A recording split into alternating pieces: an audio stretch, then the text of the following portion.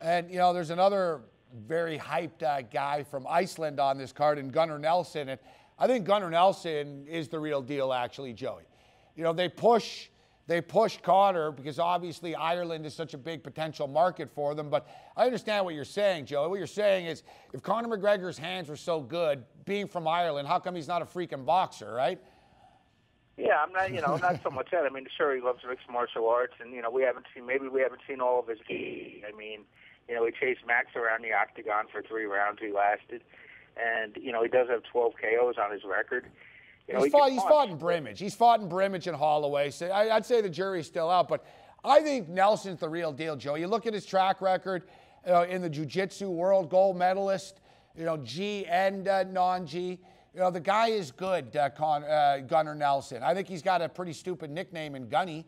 When your name's Gunnar, your nickname shouldn't be Gunny, but that's besides the point. I think Gunnar Nelson's the real deal. Zach Cummings is a tough guy. Hasn't lost since he lost to Ryan Jimmo in the MFC. He's rattled off 4 straight wins.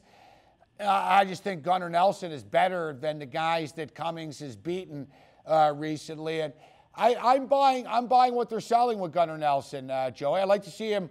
I got nothing against Zach Cummings, a friend of the program, but I like to see, if Gunnar can climb the ladder and how good he really can be. But between McGregor and Gunnar, I think Gunnar's the better of the two of them, Joey.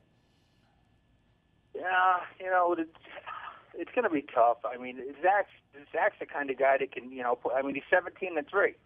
I mean, it's a good test for Nelson. It's a good test for him. We're going to find out what he's made of here. Well, he's got to take him deep. If he doesn't take him deep, Zach's got to take him deep into the fight. Gunnar's stopped everybody except one guy. He's 12 wins. He's got 8 submissions, 3 KOs, and I think he's only been to decision, one time? So, I mean, he's got to take him deep. Zach's 17-3. He's been to decision a solid 6 times, and he's got a decent submission game. The majority of his wins are by submission. So it's not a bad fight. I think he's got a shot to win. I think he's, regardless, I think that Gunnar's a little overpriced. Now, I don't want to say live dog that won't win because that's probably what Brandao and Zach are, but you're not going to catch me running out laying 4 and 5 to 1 on these guys, on Gunnar or Conor. It sounds like the dogs will be barking at the Oddessa compound in Costa Rica on Saturday. Brad Pickett and Uncle Creepy Ian McCall, Joey, I know you hate the word fun, but how about entertaining? This should be a pretty entertaining fight. Good guy, I like Ian McCall. He's gone through some rough stages.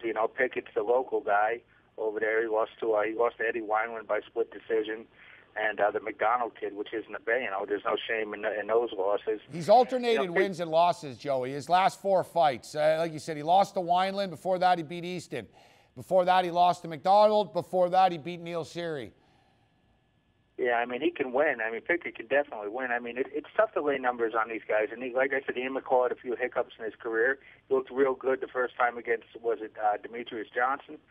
He looked real good against, and then he came back and, he got lumped up pretty good. So, it depends what he brings to the table. Plus, if these go to decisions. I mean, here we go again with these judges. We see it every week. The decision bouts, you got to win with these home guys. I mean, it's going to happen. While people are watching this Ultimate Fighter, switching back and forth tonight, they're probably seeing some local East Coast talent, and might get some of these nods. Yeah, well, it's not as if, though, New Jersey, anything shady's ever happened, Joey. No, not in New Jersey. Oh, you wouldn't think. No, it would. I'm surprised they actually had the card at the Revel. I guess they're having a card before the Revel closes their doors. That's a real shame that Donald Trump went belly up down there in Atlantic City. But we know that the Revels got big problems as well. So, the thing with McCall, people were talking about he's one of the best fighters not in the UFC before he was in the UFC. The guy's had quite a run, Joe. I mean, what was the deal? His wife was screwing around with that fighter, Rob Emerson. Say his wife was cheating on him. He was good friends with Del Rosario, who passed away. I think it was his roommate. Those guys were buddies. I think he's gone through some hard times, and he's had a long layoff. Yeah, he nearly OD'd on pills. McCall's been doing drugs his whole life. He's had a lot of problems, but hard not to pull for a guy like McCall, isn't it? you know, it's hard to not cheer for him. I'd like to see him have some success and come back. I mean, I always root for the underdogs, you know what I mean? The guys that are up against adversity and that, you know, don't cry to quit, they cry to keep on going. And that's Ian McCall.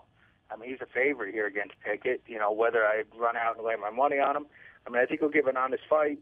I mean, this is it for him. I mean, he's coming off, he did beat that Santos kid, but that was a year ago, and he's got 2 losses prior to that, you know, and a draw against DJ.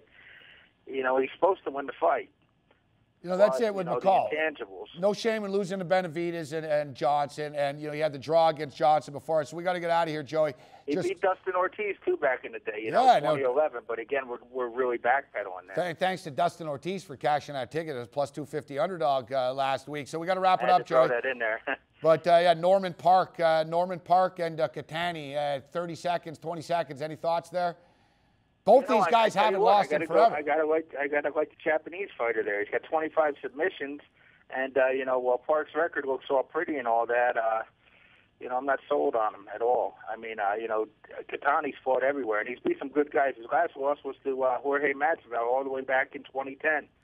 Yeah, he's on a 13-fight win streak. Meanwhile, Norman Park has won 10 fights in a row. Check out Joey Oddessa on Twitter at MMA Odds. Joey, it's always a pleasure. Thanks for the time.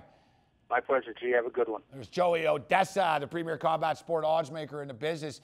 Yeah, it's tough. Do you really want to be laying these fat numbers with these British guys and the Irish guys overseas?